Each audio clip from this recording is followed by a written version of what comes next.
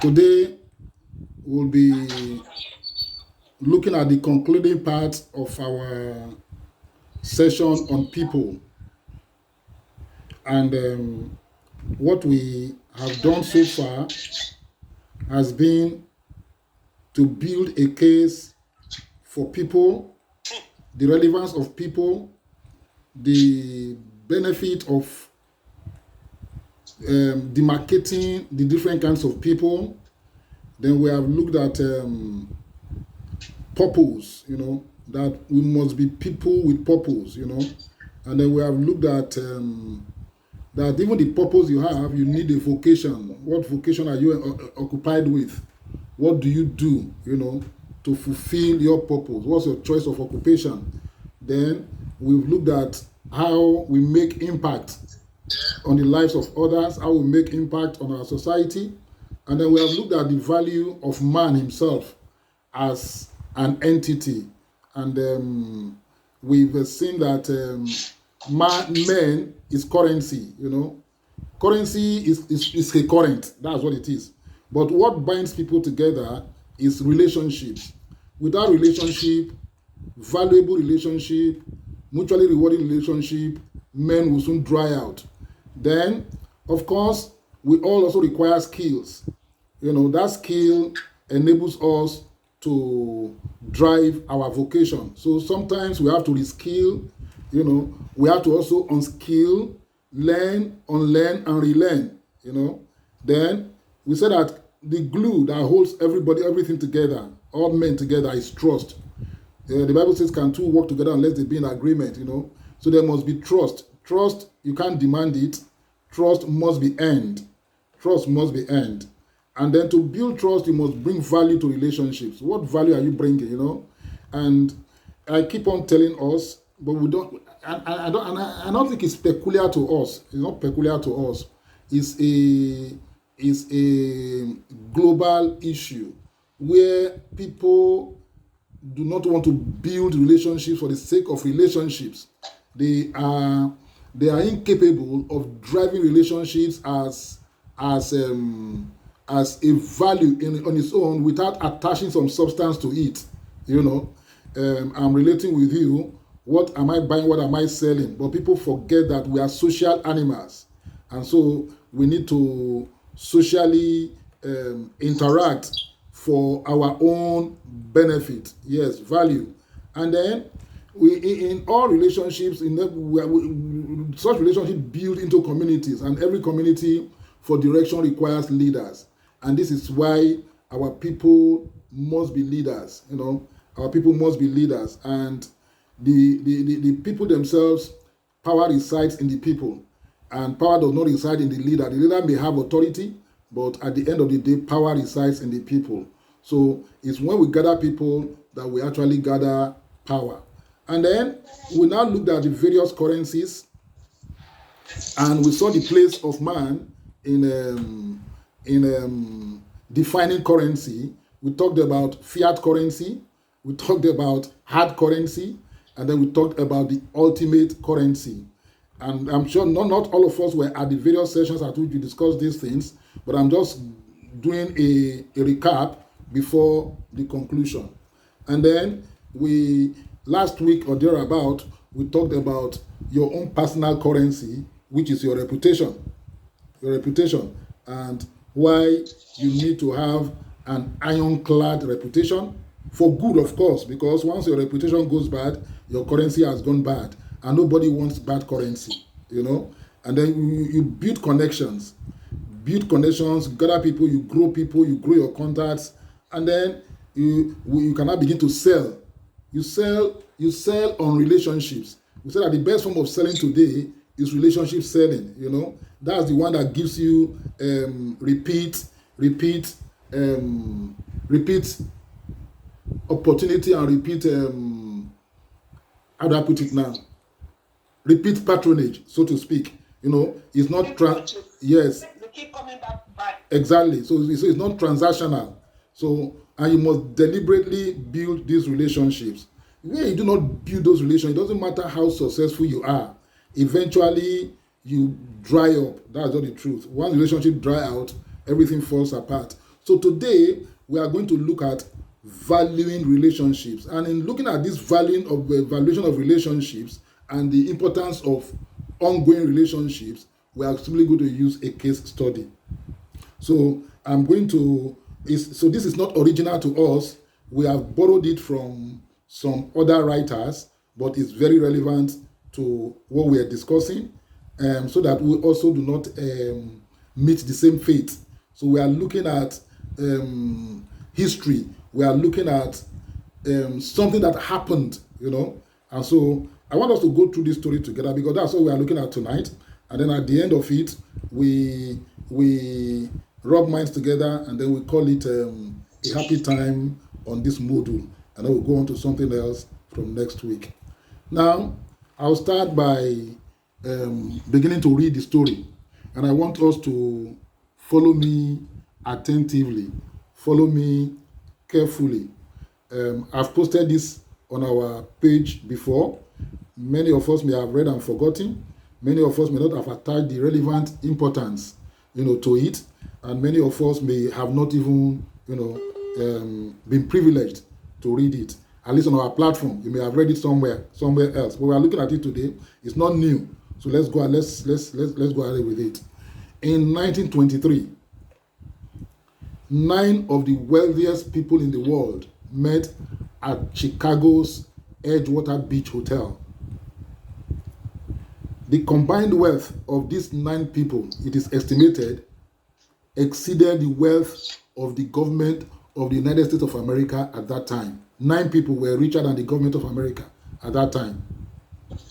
So these men certainly knew how to make money. They knew how to accumulate wealth. They knew how to make a living. Now, attending the meeting were the following men. Number 1, the president of the largest steel company in the world at that time. Number 2, the president of the largest utility company. Number 3, the president of the largest gas company. Number 4, the president of the New York Stock Exchange. Number 5, the president of the Bank of International Settlements. Number 6, the greatest wheat speculator in the world. Number 7, the greatest bear on Wall Street. Number 8, the head of the world's greatest economy. And number 9, a member of President Harding's cabinet. And you'll agree with me, that's a pretty impressive lineup of people by anyone's yardstick. These were highly successful people, very wealthy people, very powerful people. These were the movers and the shakers of the world of their time. Yet, 25 years later, a quarter of a century later, where were those 9 industrial giants? Let's examine one by one what happened to them 25 years later. 1. The president of the then largest steel company, Bethlehem Steel Corp., Charles M. Schwab, lived on borrowed capital for 5 years before he died bankrupt. 2. The president of the then largest company, Howard Hobson, went insane. He became mad. Number 3, one of the greatest commodity traders, the wheat speculator, Arthur Cushing, died insolvent. Number 4, The then president of the New York Stock Exchange, Richard Whitney, was sent to jail. Number 5, the member of the US President Cabinet, the member of the President's Cabinet, Albert Ford, was pardoned from jail just to be able to go home and die in peace. Number 6, the greatest bear on Wall Street, Jesse Livermore, committed suicide. Number 7, the president of the then world's greatest monopoly, Eva Kruger, committed suicide.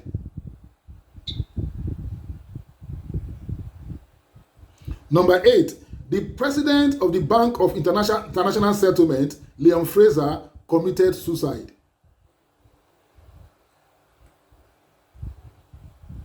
Number 9, the president of the largest utility company, Samuel Insull, died penniless.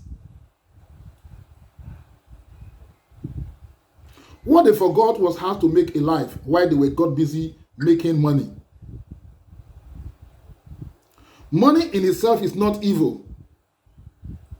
It provides food for the hungry, medicine for the sick, clothes for the needy.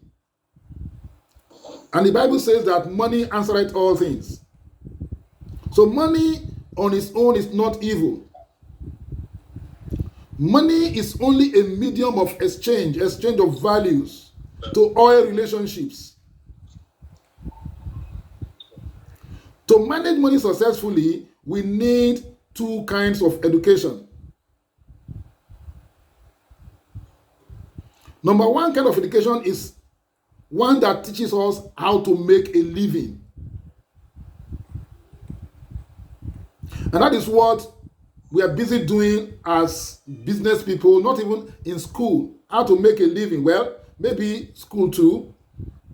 They teach you how to make a living in one of the quadrants. Then the number 2 form of education is one that teaches us how to live. How to live with ourselves, how to live with other people, how to build relationships. How not to get isolated in our struggle for dominance. There are many of us who are so engrossed in our professional life that we neglect our family, we neglect friends, we neglect health, and we neglect social responsibilities. If asked why we do this, we will reply, we are doing it for our family. Yet, our kids are sleeping when we leave home. They are sleeping when we come back. 20 years later, we'll turn back and they all be gone to pursue their own dreams and to pursue their own lives. And that vicious circle continues. Without water, a ship cannot move. The ship needs water. But if the water gets into the ship will face existential problems. What is life without money? You are dead without money. But if the love of money, the quest for money gets into you to the detriment of relationships, you will face existential problems. And this is what Ebony is addressing. So what was once a means of living for the sheep will now become a means of destruction. I'm sure around us are replete with stories of the moneyed people of yesterday. Today, their heritage is desolate and is destitute. So we live in a time where earning is a necessity. But let not the earning enter into our hearts. Let it not enter into our heads. For what was once a means of living will surely become a means of destruction for us as well, if not well harnessed and managed. So take a moment and ask yourself, has the water entered my ship? Has the water entered your ship? Sincerely, my people, I hope not. I'm hoping that the above story will drive all of us in a better direction in life. Alone, I can say something, but together we can talk. Alone, I can enjoy something, but together we can celebrate. Alone, I can smile, but together we can laugh. That's the beauty of human relations. We are nothing without each other. We need one another.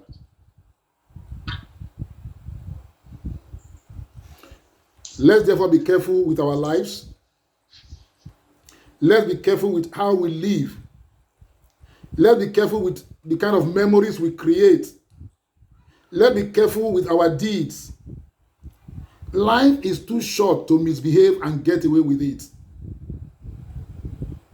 One day, life will become a story. We'll be left with our good or evil work to face our Creator. I don't want to mention names. We are all aware of the tragedy that just happened. It can happen at the twinkle of an eye. One moment we are here, the next moment we are gone. Can we just commit in the pursuit of our own living? Can we make a life? Can our life become something that impacts the life of other people?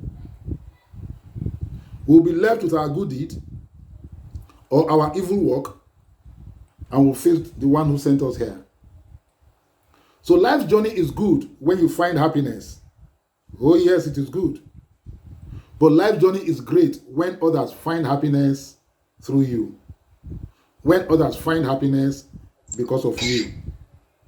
So, my people, I wish you happy sailing and a safe trip to our various destinations. Thank you.